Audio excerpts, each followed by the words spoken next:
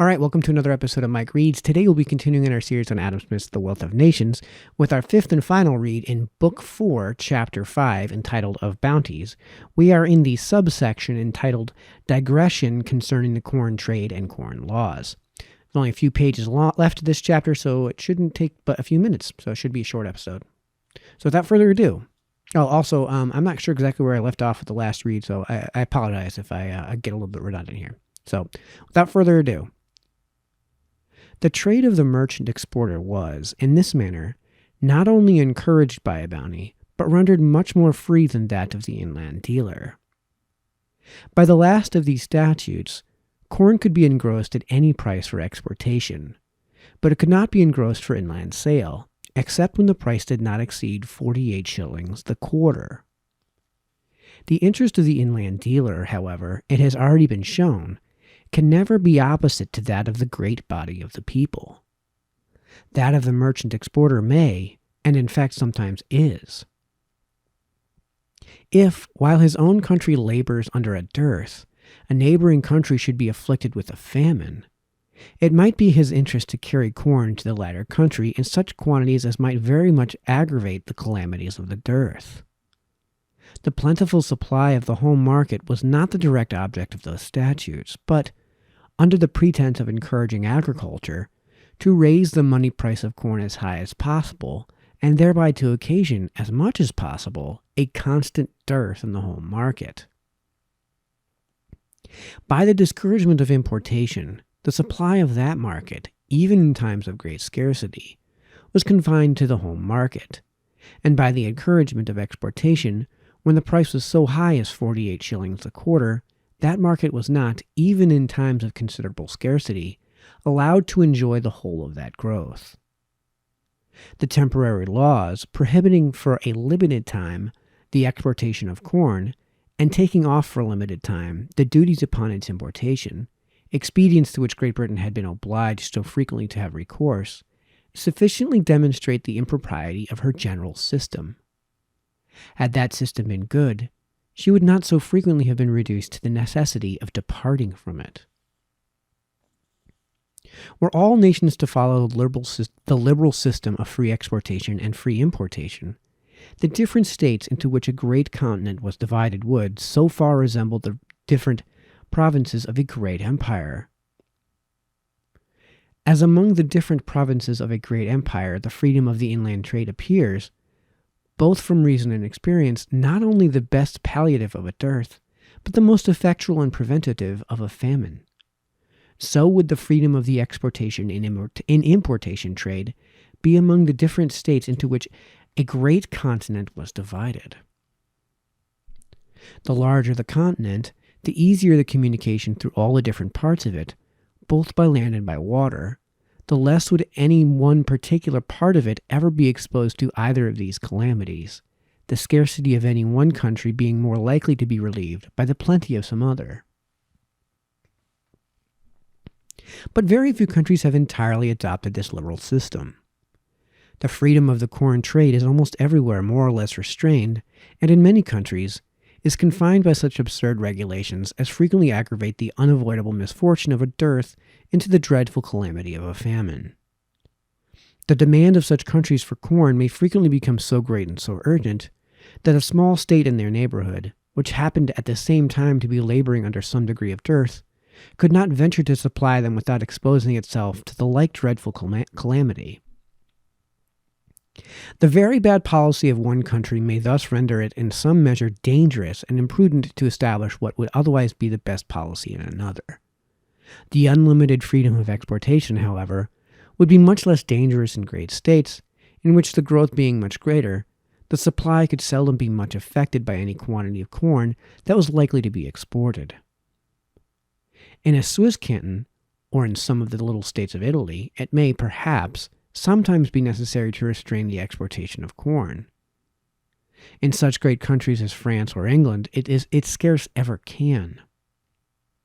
To hinder, besides, the farmer from sending his goods at all times to the best market is evidently to sacrifice the ordinary laws of justice to an idea of public utility, to a sort of reasons of state, an act of legislative authority which ought to be exercised only, which can be pardoned only in cases of the most urgent necessity, to be exercised only, which can be pardoned only in cases of the most urgent necessity.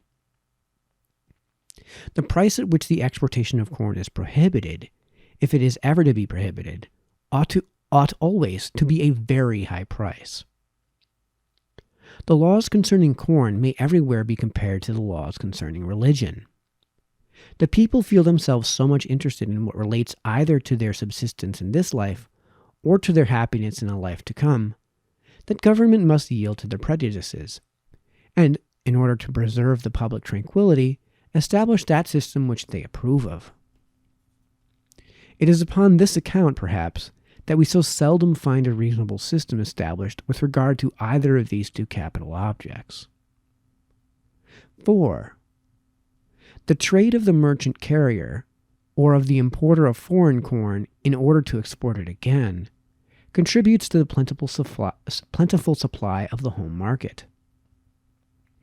It is not indeed the direct purpose of his trade to sell his corn there, but he will generally be willing to do so, and even for a good deal less money than he might expect in a foreign market, because he saves in this manner the expense of loading and unloading, of freight and insurance. The inhabitants of the country which, by means of the carrying trade, becomes the magazine and storehouse for the supply of other countries, can very seldom be in want themselves.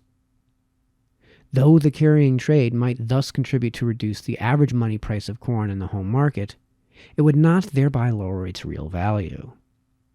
It would only raise somewhat the real value of silver. The carrying trade was in effect prohibited in Great Britain, upon all ordinary occasions, by the high duties upon the importation of foreign corn, of the greater part of which there was no drawback, and upon extraordinary occasions, when a scarcity made it necessary to suspend those duties by temporary statutes, exportation was always prohibited. By this system of laws, therefore, the carrying trade was in effect prohibited upon all occasions.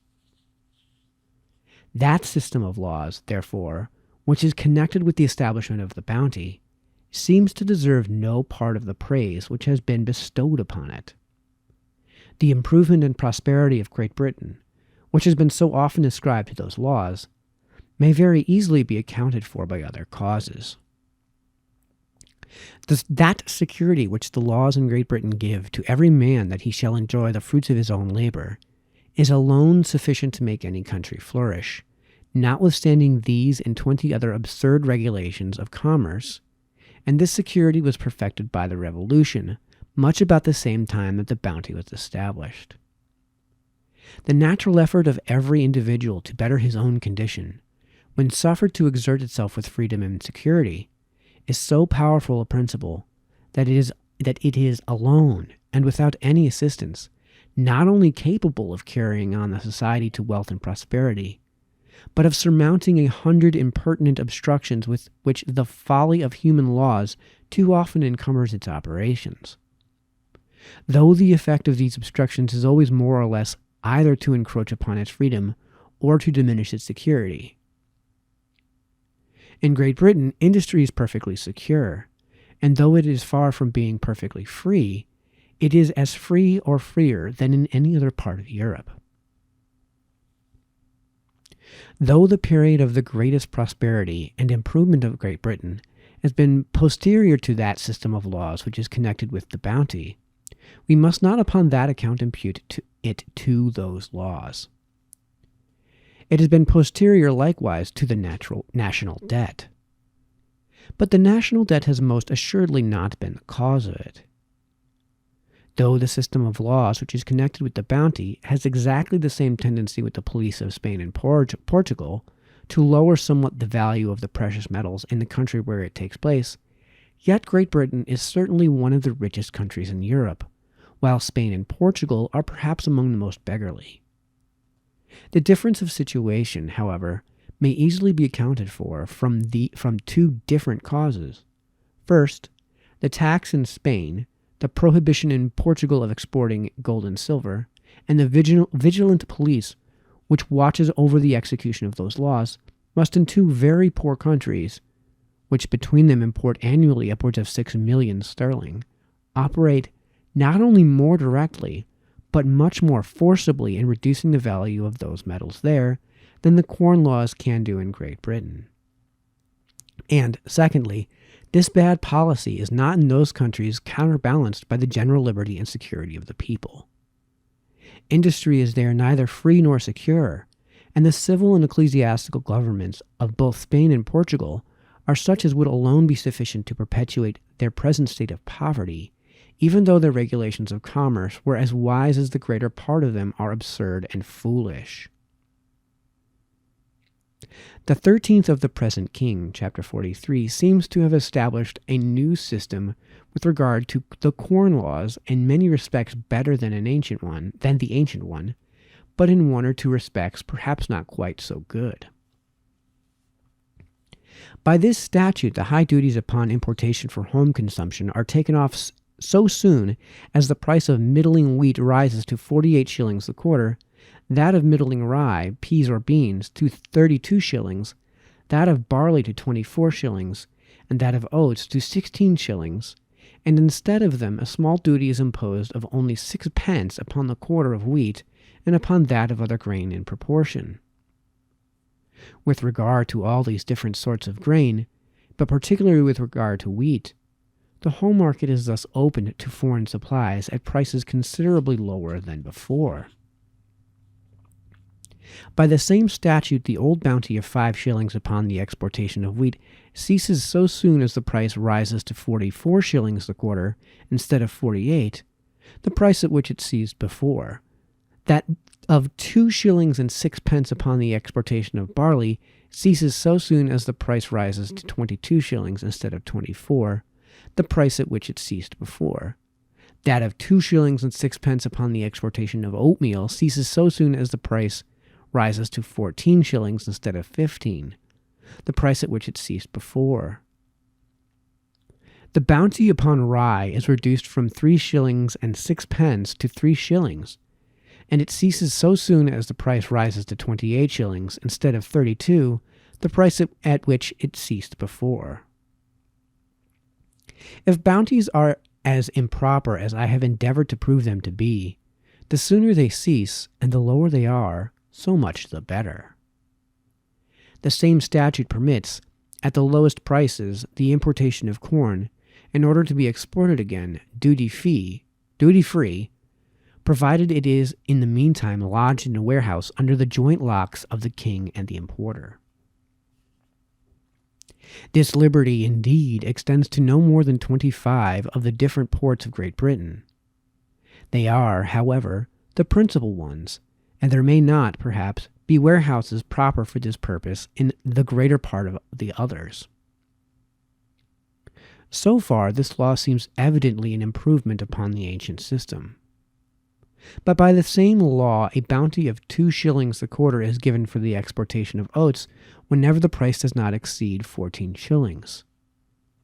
No bounty had ever been given before for the exportation of this grain, no more than for that of peas or beans. By the same law, too, the exportation of wheat is prohibited so soon as the price rises to 44 shillings the quarter, that of rye so soon as it rises to 28 shillings, that of barley so soon as it rises to 22 shillings, and that of oats so soon as they rise to 14 shillings. Those several prices seem all of them a good deal too low, and there seems to be an impropriety besides in prohibiting exportation altogether at those precise prices at which that bounty, which was given in order to force it, is withdrawn. The bounty ought certainly either to have been withdrawn at a much lower price, or exportation ought to have been allowed at a much higher one. So far, therefore, this law seems to be inferior to the ancient system. With all its imperfections, however, we may perhaps say of it what was said of the laws of Solon, that, though not the best in itself, it is the best which the interests, prejudices, and temper of the times would admit of. It may, perhaps in due time, prepare the way for a better. All right, that concludes Book 4, Chapter 5. Our next read will begin with Chapter 6 of Treaties of Commerce. So until then, this has been Mike, signing off.